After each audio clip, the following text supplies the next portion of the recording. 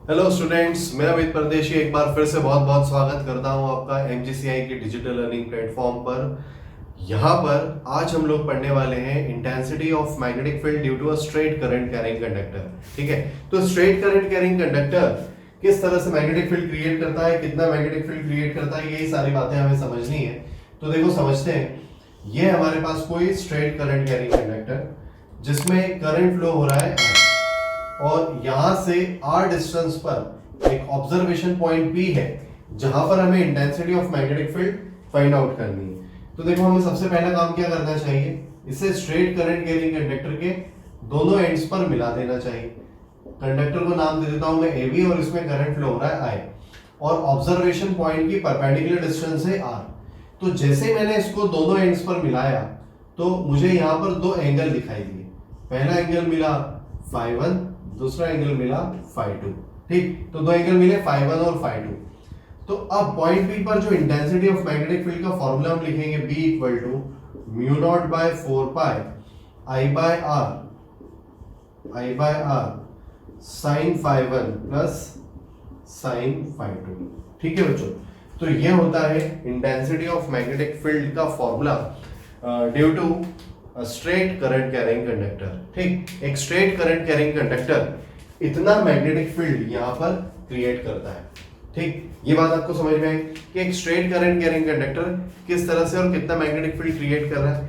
अब देखो इसमें कुछ केसेस लेते हैं हम लोग। कई बार क्वेश्चन क्या करता है कि हमें φ1 φ2 की वैल्यू ना देते हुए θ1 θ2 की वैल्यूज दे देता है। तब उस केस में हमें क्या करना चाहिए, ध्यान से देखो ये वाला एंगल 90 है क्योंकि मैंने कहा था परपेंडिकुलर डिस्टेंस है तो ये एंगल 90 होगा।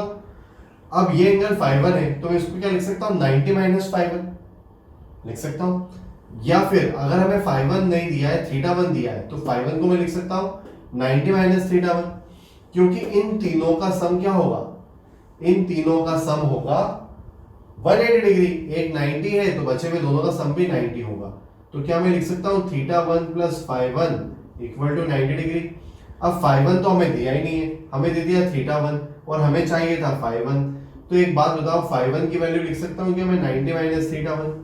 वेरी गुड, तो क्या हम फाइ की जगह थीटा को रिप्लेस कर दें। ध्यान से देखो अब क्या मिलेगा, b equal to mu naught by 4 pi I bye R sine φ1 की जगह मैं रख रहा हूँ 90 माइनस θ1 प्लस साइन 90 माइनस θ2। ठीक, साइन 90 माइनस θ1 बताओ इसको जल्दी से वैल्यू क्या होगी, sine 90 minus theta, sine 90 minus theta cos theta. Very good, तो हो जाएगा cos θ1 प्लस cos θ2। ठीक, तो इस तरह से हमें एक फॉर्मूला और मिलेगा इंटेंसिटी ऑफ मैग्नेटिक फील्ड के लिए B equal to mu naught by 4 pi I bye R cos θ1 plus cos θ2, या फिर I bye R sin θ1 sin φ1 plus sin φ2। ठीक, तो इस तरह से हमें दो फॉर्मूले मिले, एक फाइ की टर्म्स में मिला और एक थीटा की टर्म्स में मिला। इस तरह से हमें मिल गए दो फॉर्मूलास। ठीक है, अब आते हैं कुछ स्पेशल केसेस पे। ठीक, देखो केस फर्स्ट, कंडक्टर की लेंथ अगर इनफाइनाइट हो। ठीक, ये देखो इस तरह से ये इनफाइनाइट लेंथ का कंडक्टर और ये ऑब्जर्वेशन पॉइंट P। क्वेश्चन समझ में आया मेरा कि if the conductor is of infinite length. ठीक, अगर कंडक्टर इनफाइनाइट लेंथ का हो तब पॉइंट P पर इंटेंसिटी क्या होगी। तो ध्यान से देखो हम क्या करते थे, पॉइंट P से एक ऐसी लाइन बनाते थे जो कंडक्टर के लास्ट एंड पर जाके टच करती थी। एक लाइन ऐसी नीचे भी बनाते थे जो कंडक्टर के इधर लास्ट एंड पे जाके टच करती थी। अब सोचो यहां से मैं कैसी लाइन बनाऊं जो इंफिनिटी में जाके इस एंड को टच करे, क्योंकि कंडक्टर जो है वो इनफाइनाइट लेंथ का है, मतलब ये वाला एंड जो है वो इंफिनिटी तक जा रहा है, ये वाला एंड भी इंफिनिटी तक जा रहा है। तो सोचो मैं एक कैसी लाइन बनाऊं जो इसको इंफिनिटी में जाके टच करे। तो मैं एक काम करता हूं, एक पैरेलल लाइन बना देता हूं दोनों के लिए, इन दोनों के लिए मैं एक पैरेलल लाइन बना देता हूं। अब आप बोलोगे ये दोनों पैरेलल लाइन तो कभी इंटरसेक्ट होगी ही नहीं, कभी एक दूसरे को टच करेगी ही नहीं, तो मैं बोलूंगा इंफिनिटी भी कभी आएगा ही नहीं। अरे ये वाला कंडक्टर का दूसरा एंड तो इंफिनिटी पर है ना, तो पैरेलल लाइन बना दो और पैरेलल लाइन को आगे बढ़ाते जाओ बढ़ाते जाओ बढ़ाते जाओ। जिस दिन इंफिनिटी आ जाएगा उस दिन दोनों पैरेलल लाइन इंटरसेक्ट भी कर जाएगी और अगर पैरेलल लाइन इंटरसेक्ट नहीं कर रहा है इसका मतलब इन्फिनिटी अभी आया नहीं है। बात समझ में आई? तो इसको इंटरसेक्ट करने के लिए हमें जो लाइन बनाना पड़ेगी वो कैसी होगी? पैरेलल। Very good. तो अब बताओ बच्चों फाई 1 की वैल्यू क्या मिल गई?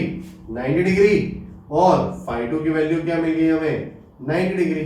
तो इस तरह से हमें फाई 1 फाई 2 की वैल्यूज मिल गई 90 degree.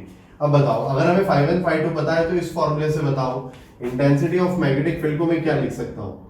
Intensity of magnetic field को मैं लिख सकता हूँ B equal to mu naught by 4 pi, current flow हो रहा है I, परपेंडिकुलर डिस्टेंस से R, तो यहाँ पर आएगा I bye R, sine 90 plus sine 90, ये भी 90 ये भी 90, sine 90 plus sine 90, sine 91 sine 91, 1 plus 1 2, तो ये हो जाएगा 2I बाय R।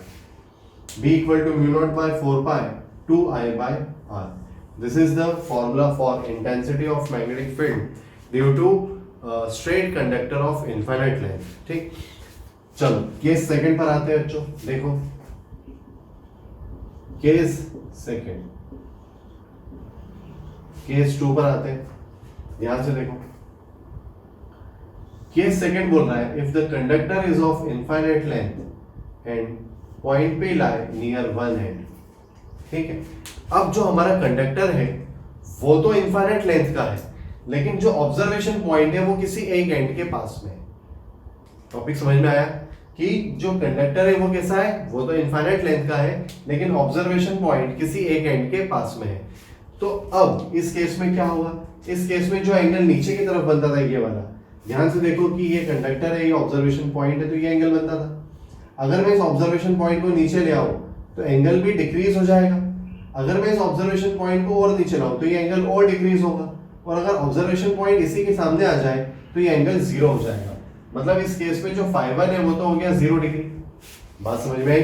जैसे जैसे ऑब्जर्वेशन पॉइंट नीचे आएगा फाई 1 की वैल्यू डिक्रीज होगी, और बिल्कुल सामने आ जाने पर तो वो 0 डिग्री हो जाएगा। अब दूसरा एंड जो है वो इंफिनिटी पर है, तो यहां से फिर एक पैरेलल लाइन बना दो। जब ये दोनों पैरेलल लाइन इंटरसेक्ट होगी तब इंफिनिटी आ जाएगा और कंडक्टर का दूसरा एंड हमें मिल जाएगा। ठीक, तो इस केस में फाई 2 की वैल्यू क्या हो जाएगी? 90 डिग्री। ठीक, फाई 1 की वैल्यू 0 डिग्री और फाई 2 की वैल्यू 90 डिग्री। बहुत बढ़िया।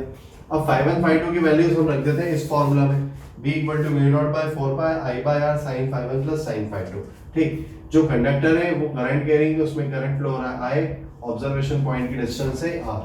तो बताओ B इक्वल टू हम क्या लिखेंगे? Mu naught by 4 pi I bye R sin 0 plus sin 90, sin 0 0 sin 90 1, so B equal to mu naught by 4 pi I bye R। इस तरह से हमें मिल जाएगा इंटेंसिटी ऑफ मैग्नेटिक फील्ड का formula due to a straight current carrying conductor of infinite length when point पे lie near one and. ठीक है, जब ऑब्जर्वेशन पॉइंट किसी एक एंड के पास में है तब ये फॉर्मूला हमें मिलेगा। ठीक है बच्चों, चलो इसमें एक केस, एक और इंपॉर्टेंट केस में आपको यहां बता देता हूं,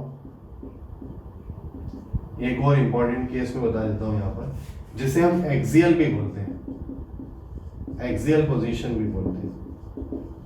ठीक है, इस केस को एक्सियल पोजीशन भी कहा जाता है। ये केस क्या होता है देखो बच्चों, इसे किसी फॉर्मूले से नहीं, इसे हम एक कॉन्सेप्ट से समझेंगे। ये है कंडक्टर AB और इस कंडक्टर AB में I करंट फ्लो हो रहा है। अब हमें जिस ऑब्जर्वेशन पॉइंट पर इंटेंसिटी ऑफ मैग्नेटिक फील्ड चाहिए वो ऑब्जर्वेशन पॉइंट कंडक्टर की ही लाइन में आगे या पीछे है। मतलब ये है हमारा observation point P1 and P2। इन दोनों ऑब्जर्वेशन पॉइंट्स P1 और P2 पर हमें इंटेंसिटी ऑफ मैग्नेटिक फील्ड चाहिए। तो अब सोचो कि अगर हमें P1 और P2 पर इंटेंसिटी ऑफ मैग्नेटिक फील्ड चाहिए और इस कंडक्टर के करंट को अगर हम थंब पे रखें तो मैग्नेटिक फील्ड इस तरह से क्रिएट हो रहा है। मतलब ये अपने चारों ओर मैग्नेटिक फील्ड क्रिएट कर रहा है, लेकिन अपने आगे मैग्नेटिक फील्ड क्रिएट नहीं कर रहा है। वेरी गुड, मतलब आपको कॉन्सेप्ट समझ में आया। ये जो मैग्नेटिक फील्ड क्रिएट हो रहा है वो कुछ इस तरह से हो रहा है, इसके चारों ओर मैग्नेटिक फील्ड क्रिएट हो रहा है, लेकिन ये अपनी लाइन में आगे मैग्नेटिक फील्ड क्रिएट नहीं कर रहा है। तो इस पॉइंट पर इंटेंसिटी ऑफ मैग्नेटिक फील्ड की वैल्यू हो जाएगी 0 और इस पॉइंट पर भी इंटेंसिटी ऑफ मैग्नेटिक फील्ड की वैल्यू हो जाएगी 0। तो हमें एक बात समझ में आई कि स्ट्रेट करंट कैरिंग कंडक्टर अपनी लाइन में आगे या पीछे कोई मैग्नेटिक फील्ड क्रिएट नहीं करता है। ठीक है, चलो तो ये था स्ट्रेट करंट कैरिंग कंडक्टर का formula. Straight current carrying conductor से इस तरह से फॉर्मूलाज बन जाते हैं, और ये कुछ स्पेशल केसेस हैं। इन सारे केसेस को एक बार ध्यान से देखिए, समझिए।